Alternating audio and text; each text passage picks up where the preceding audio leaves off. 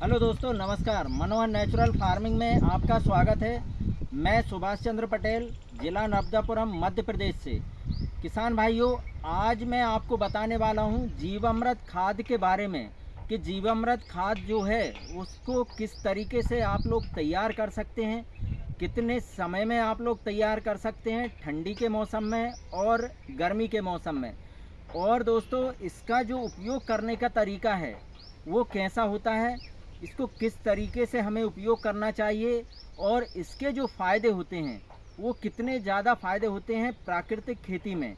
तो आज मैं आपको जीवामृत के बारे में पूरी जानकारी देने वाला हूं, तो कृपया कर आप लोग मेरे वीडियो को अंत तक अवश्य देखें।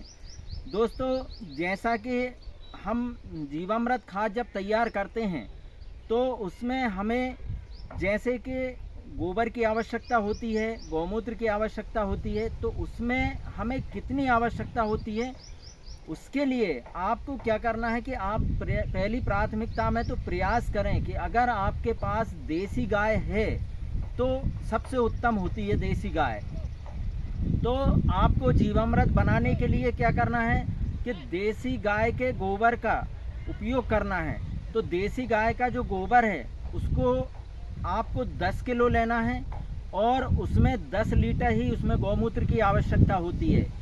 अब इसके अलावा इसमें 2 किलो बेसन या किसी भी दाल का आटा हो उसका आप उपयोग कर सकते हैं और इसमें 2 किलो गुड़ की आवश्यकता होती है। अब इसमें मिट्टी की भी आवश्यकता होती है कि ऐसी मिट्टी की आवश्यकता रहती है जैसे कि बड़े या पीपल के नीचे की मिट्टी जो होती है उसका आप उपयोग कर सकते हैं। चाहे आप या बरगद का पेड़ हो तो उसके नीचे की भी आप मिट्टी का उपयोग कर सकते हैं। अब दोस्तों, उसकी मिट्टी का आप विशेष ध्यान रखें कि उसके जो पौधा होता है बड़ या पीपल या उसका नीचे की जो मिट्टी होती है वो वहाँ पर सफाई ना की गई हो, वहाँ पत्तों का ढेर लगा हो, तो हमें उस मिट्टी का उपयोग करना है। और मिट्टी की आवश्यकता ज़्यादा नहीं होती है, मात्र आपको 200 ग्राम की मिट्टी की आवश्यकता होती है। तो दोस्तों, आपको क्या करना है जीवामृत बनाने के लिए, आपको यहाँ पर जो आप देख रहे हैं 200 लीटर का ड्रम लेना है। 200 लीटर में आपको 180 लीटर इसमें पानी भर देना है और 10 किलो इसमें गोबर, 10 किलो गौमूत्र 10 लीटर गौमूत्र, 2 किलो बेसन या किसी भी दाल का आटा और 2 किलो इसमें गुड़ और 200 ग्राम बड़े या पीपल के नीचे की मिट्टी का उपयोग करना है। तो दोस्तों, आप इस 180 लीटर पानी में इन पांचों चीज़ों को मिला दें और मिलाने के बाद इसको आप देखेंगे कि गर्मी के मौसम में ये 3 से 4 दिन और ज़्यादा से ज़्यादा 5 दिन में ये तैयार हो जाता है। और रहा सवाल ठंडी के दिनों में दोस्तों ये 7 से 8 दिन लेता है तैयार होने में। तो इस तरीके से आप जीवामृत खाद को तैयार कर सकते हैं। अब विशेष ध्यान रखें कि आपको इस जो खाद को तैयार कर रहे हैं इसको सुबह और शाम दोनों टाइम किसी भी डंडे की सहायता से आप इसको हिला दें।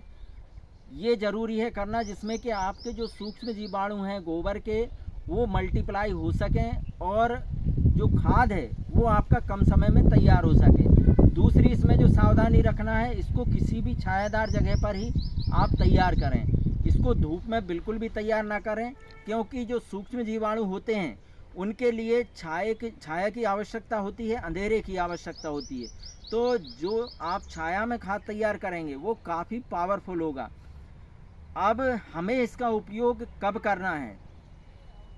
जब भी आप कोई भी क्रॉप लगाते हैं या वेजिटेबल लगाते हैं तो उस समय जब आप इसमें फसल में पानी देते हैं तो हमें पानी के साथ ही इसको चलाना है, पानी के साथ ही आप इसका उपयोग करें।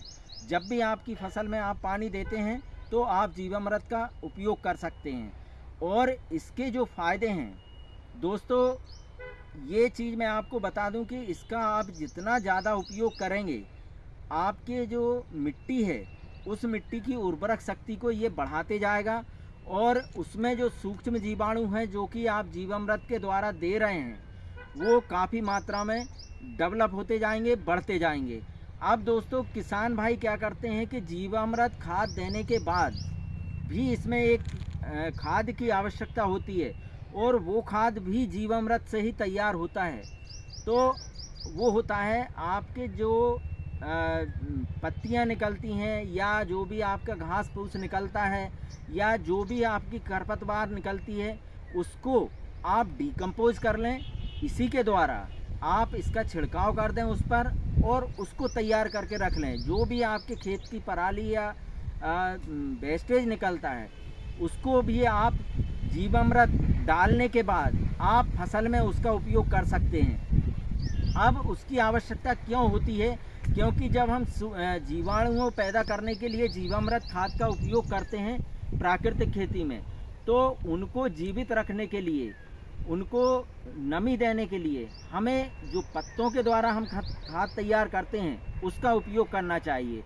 तो आप देखेंगे कि जीवामृत के उपयोग के साथ साथ आप सूखे पत्ते हैं या जो भी आपके यहाँ पर वेस्टेज निकलता है, उस वेस्टेज को आप डिकम्पोज करें और उसका भी आप उपयोग करें। अब दोस्तों जिस तरीके से मैंने बताया आपको जीवामृत के बारे में, तो जीवामृत खाद जो है, अब इसके बारे में जैसा कि मैंने बताया आपको कि सूखे पत्तों का आप उपयोग करें। सूखे जो भी आपका वेस्टेज निकलता है या फसल के जो अवशेष होते हैं, उनको भी आप डिकम्पोज कर सकते हैं। कुछ नहीं है, इसका भी एक सीधा सा तरीका होता है कि आप इन पत्तों को या फसल के जो अवशेष हैं उनको आप इकट्ठा कर लें, और इकट्ठा करने के बाद आप इस जीवामृत खाद का उसके ऊपर छिड़काव करें, और छिड़काव करने के बाद उसको 10 दिन में 15 दिन में एक बार पलटकर जो खरपतवार है या जो आपके सूखे अवशेष हैं, फिर उसको दोबारा से आप इसको जीवामृत खाद का छिड़काव करके उसको नमी रखें जिसमें। तो नमी रखेंगे तो आप देखेंगे दोस्तों कि आप मात्र 60 दिन में आप एक पावरफुल खाद और तैयार कर सकते हैं जीवामृत की सहायता से। तो आप उसका भी उपयोग कर सकते हैं। जैसा मैंने बताया कि आप पानी के साथ में जीवामृत खाद का उपयोग करें, और उसका जो अवशेषों का जो हमने खाद तैयार किया है उसका आप सीधा छिड़काव कर दें।